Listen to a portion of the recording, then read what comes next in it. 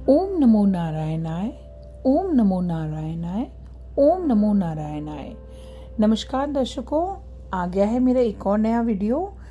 आज के वीडियो में दर्शकों मैं अपने श्री हरि विष्णु भगवान श्री हरि नारायण के बारे में आपसे बात करूंगी और कुछ ऐसे उनके अनोखे चमत्कार आपको बताऊंगी जो कि एक आम सी भक्ति से, यानी एक आम से भक्त को भी मामूली भक्ति कर कर प्राप्त हो सकते हैं। जी हाँ, नारायण श्री हरि विष्णु भगवान बड़े दयालु और बहुत ही कृपालु देव हैं। अगर आप सच्चे हृदय से उनकी भक्ति करते हैं, भले आप एक साधारण सा दिया जला के और उनके कुछ अति साधारण मंत्रों का जाप ही करते आ रहे हैं और वो लगातार क्रम से कर रहे हैं, मतलब आपका क्रम टूट नहीं रहा, बस आपने मन में ठान लिया है या आपकी कोई ऐसी मनोकामना है, आप चाहते हैं कि नारायण आपको दर्शन दें, आपकी मनोकामना पूर्ण करें, तो आप कोई भी एक मंत्र नारायण का ले लीजिए और उसे नियमित रूप से जपना शुरू कर दीजिए।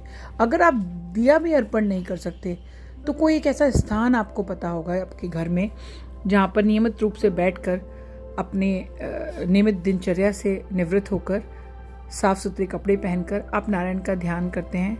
और अगर आप किसी बीमारी से जूझ रहे हैं और ये सब नहीं कर सकते, तो अगर आप सिर्फ मन ही मन उनके नाम का जाप कर सकते हैं या उनका ध्यान कर सकते हैं और उनको लगातार पुकारे जा रहे हैं, तो ये मेरा अटूट विश्वास है कि नारायण आपके पास आए बिना रह ही नहीं सकते, आप पर अपनी कृपा दिखाए बिना रह ही नहीं सकते। नारायण इतने दयालु हैं कि वो हर स्थिति में, हर परिस्थिति में अपने भक्त का पालन करते हैं, बशर्ते कि आपने उनको सच्चे हृदय से पुकारा है, उनका नाम लिया है और उनसे विनती की है कि वो आप पर कृपा करें। दर्शकों, ऐसे ही बहुत सारे चमत्कार हैं ना मेरे नारायण के कि मैं अगर आपको सिर्फ वीडियो के माध्यम से बताने लगूं तो एक वीडियो तो बहुत लंबी हो जाएगी। मैंने साक्षात अपने नारायण के चमत्कार देखे हैं, श्री विष्णु भगवान के चमत्कार देखे हैं। जब जब मैंने उन्हें सच्चे हृदय से याद किया है, वो हमेशा आए हैं और किसी भी रूप में आए हैं, पर उन्होंने मेरी मदद की है। मेरे पुकारने पर ऐसा आज तक कभी नहीं हुआ कि नारायण ना आए हों। नारायण ने हर रूप में मेरी मदद की है। जिस भी रूप में मैंने उन्हें मांगा और उनसे प्रार्थना की, उन्होंने उसी रूप में आकर मुझे दर्शन दिए, मुझे मेरी मनोकामना पूर्ण की। इसलिए मैं चाहती हूँ कि ज़्यादा से ज़्यादा लोग नारायण भक्ति करें और जो भी लोग किसी समस्या से ग्रस्त हैं, जूझ रहे हैं किन्हीं परेशानियों से, आप देखना, अगर आप लगातार नारायण को पुकारते हैं, उनकी भक्ति करते हैं, तो वो आपकी हर परेशानी को दूर करेंगे, आपको कड़ी से कड़ी मुसीबत से निकाल लेंगे और इतनी सहजता से आप अपनी परेशानी से निकल जाएंगे कि आपको पता भी नहीं चलेगा कि आप पर कब उनकी कृपा बरसने लगी और कब आपकी परेशानी छूमंतर हो गई। ऐसे ही कुछ चमत्कार की एक कहानी मैं आपको सुनाने जा रही हूँ आज। ये एक थोड़ी सी धार्मिक कहानी भी कह सकते हैं आप। ये इस तरह से है कि जैसे किसी भक्त ने नारायण को पुकारा और नारायण चले आए। अब आप सुनिए नारायण के चमत्कार की एक अनोखी कहानी। दोस्तों, हमारे देश में एक जगह है मरु प्रदेश, जिसे हम दूसरी भाषा में मारवाड़ भी कहते हैं। तो वहाँ पर एक ऋषि थे उतंक। वो बिल्कुल निर्जन स्थान पर आश्रम बनाकर रहते थे और समस्त प्रकार की सांसारिक मोह माया से बिल्कुल दूर थे। सिर्फ विष्णु भगवान की भक्ति और तपस्या करते रहते थे। उनकी बहुत दिनों की तपस्या से प्रसन्न होकर एक दिन भगवान विष्णु उनके आश्रम में आए और कहा, मुनिवर, आप सब प्रकार की मोह माया से मुक्त इस रेतीले प्रदेश में मेरी भक्ति में लगे रहते हैं। मैं आप पर बहुत प्रसन्न हूँ, आप इच्छा अनुसार वर मांगिए। अपने सामने साक्षात भगवान श्री हरि नारायण विष्णु को खड़े देखकर जो उतंग मुनि थे, उन्होंने कहा, प्रभु, आपका दर्शन पाकर मैं धन्य हो गया, मेरी तपस्या सफल हो गई, मेरी कोई कामना नहीं है। आप बस मुझ पर इतनी कृपा करें कि मेरी बुद्धि सदा आपके ध्यान तथा धर्म कर्म में ही लगी रहे। ये सुनकर विष्णु भगवान और प्रसन्न हो गए। उन्होंने कहा, मुनिवर, यह तो आपको बिना मांगे ही मिल गया है। आप तो हमेशा ही मेरी भक्ति में और धर्म कर्म के कार्यों में लगे रहते हैं। मैं अपनी ओर से आपको लोक कल्याण के लिए एक कार्य सौंपता हूँ।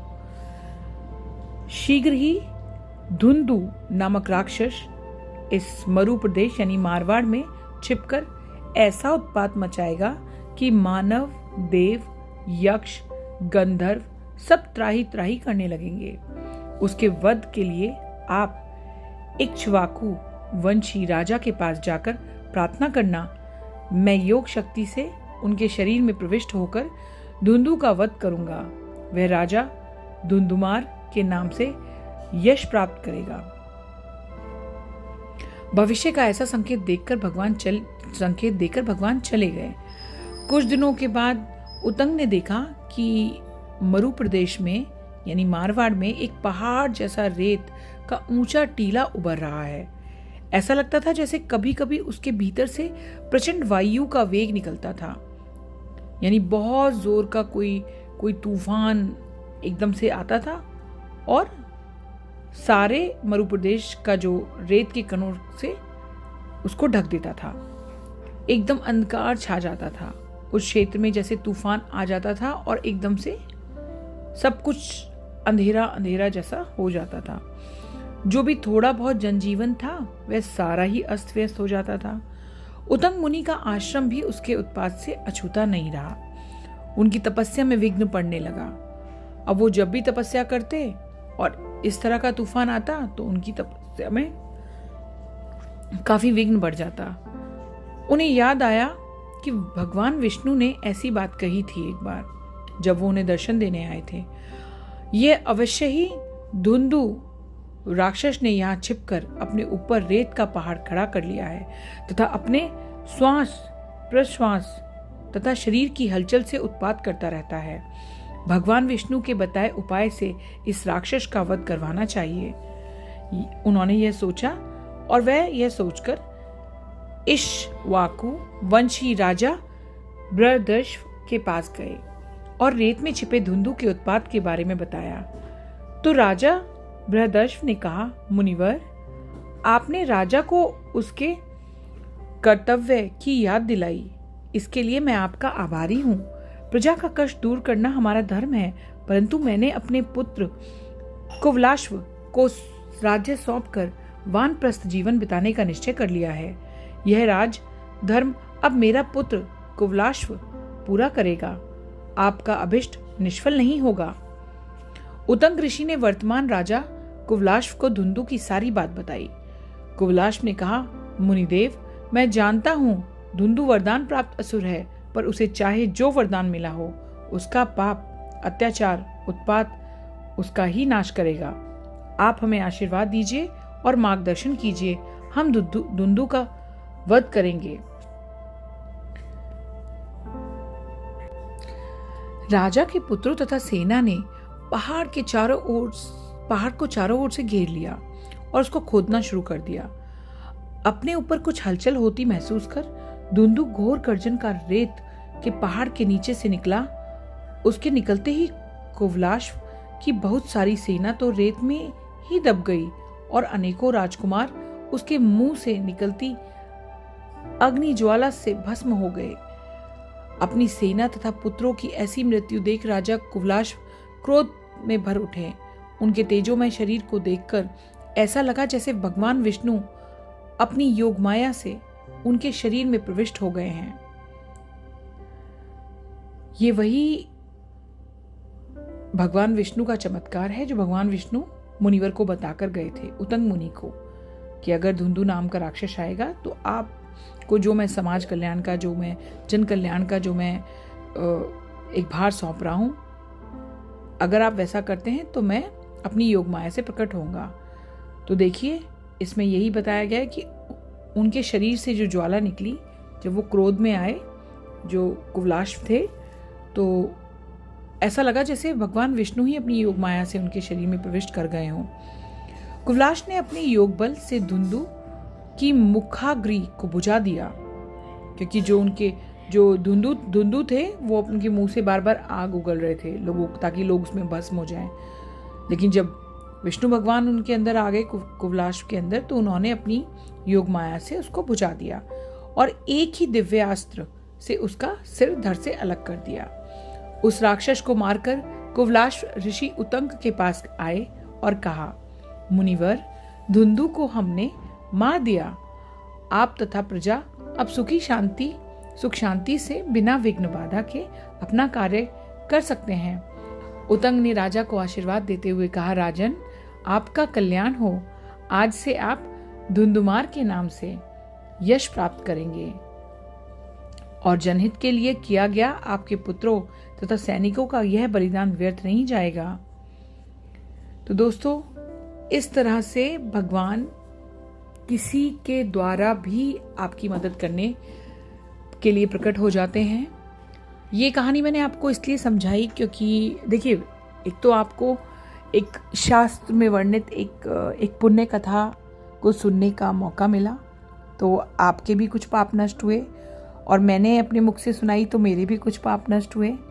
और हम पूरे दिन में 24 घंटों में इतनी सारी चीज़ें करते हैं, अगर हम 5-10 मिनट 15 मिनट किसी पुण्य कथा को सुन लेते हैं तो हमें बहुत बहुत बड़ा पुण्य प्राप्त होता है।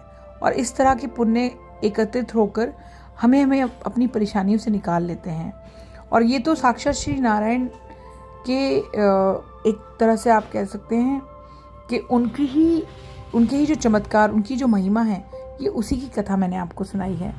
मेरा कहने का मतलब ये है कि अगर आप लगातार, आपका मान लीजिए आपको कोई परेशानी भी नहीं है, आपका जीवन बहुत सुखमय है, पर फिर भी आप श्री हरि विष्णु की भक्ति करते हैं और उनको लगातार मंत्र जाप से पुकारते हैं, उनका आह्वान करते हैं, उनको चाहते हैं कि आपको उनके दर्शन प्राप्त हों, और वो आपको अपने दर्शन भी देते हैं, तो आप उनसे कहते हैं कि प्रभु, मुझे तो बस आपकी भक्ति चाहिए, आपके दर्शन मिल गए, मैं धन्य हो गया या हो गई, तो भी वो आपसे बहुत प्रसन्न होते हैं और आपको कोई ऐसा कार्य सौंपते हैं जिसमें आप एक जरिया बन जाते हैं लोगों की, समाज की, जनसत्ता की मदद करने के लिए। आपको एक माध्यम बना देते हैं।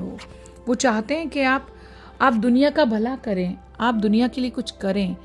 तो अगर आप एकदम से निरंतर तौर पे भगवान की भक्ति करें और आपको कोई न लालच है और ना ही आपकी कोई ऐसी मनोकामना भी है, तो भी भगवान आपको कुछ ना कुछ ऐसा कार्य ज़रूर देंगे जिससे आपके पुण्य बढ़ जाएंगे और जिससे आपका खूब नाम और ख्याति समाज में बढ़ेगी। तो हमेशा भगवान विष्णु की भक्ति में लगे रहिए दोस्तों, और ऐसे कार्य कीजिए जिससे मेरे श्री हरि नारायण आपसे प्रसन्न हो। छोटे छोटे कार्यों से भी श्री हरि नारायण आपसे प्रसन्न होते हैं, और नारायण का ऐसा चमत्कार जो आपके जीवन में कोई परिवर्तन लाए या आपको ये सुनकर अच्छा लगे, आपकी आत्मा की भी शुद्धि हो, तो डेफिनेटली ये तो मतलब मेरे लिए भी बहुत ही सौभाग्य की बात होगी कि मैं लोगों तक इस तरह की पुण्य कथाएं पहुंचा पा रही हूँ। और श्री नारायण का आशीर्वाद है कि आप सभी लोग जो भी मेरे वीडियो से जुड़ते हैं, जो भी मेरे माध्यम से मेरे वीडियोस देखकर इस तरह की कथा को सुनते हैं, उनका भी भला होता है, आपके पुण्य भी बढ़ रहे हैं। तो प्लीज़ मुझे बताइए कि ऐसा कौन सा छोटी सी परेशानी थी आपके जीवन में जो इस तरह के छोटे छोटे पुण्य एकत्रित करने से अपने आप ही ख़त्म हो गई। और अगर आपको मेरी कथा अच्छी लगी हो, नारायण का ये आशीर्वाद आपको मिला, तो कमेंट बॉक्स में नारायण की जय हमेशा लिखिएगा प्लीज़, श्री हरि विष्णु भगवान की जय हमेशा लिखिएगा, और मेरे चैनल को लाइक, शेयर और सब्सक्राइब कीजिएगा ताकि आपके माध्यम से और लोगों का भी भला हो जाए। और मुझे बहुत अच्छा लगेगा अगर आप कमेंट करेंगे और सब्सक्राइब करेंगे चैनल को। इसी तरह से देखते रहिए मेरी वीडियो और श्री नारायण का आशीर्वाद प्राप्त करते रहिए। थैंक यू सो मच दर्शकों, thank you for watching. Om NaMo Narayan.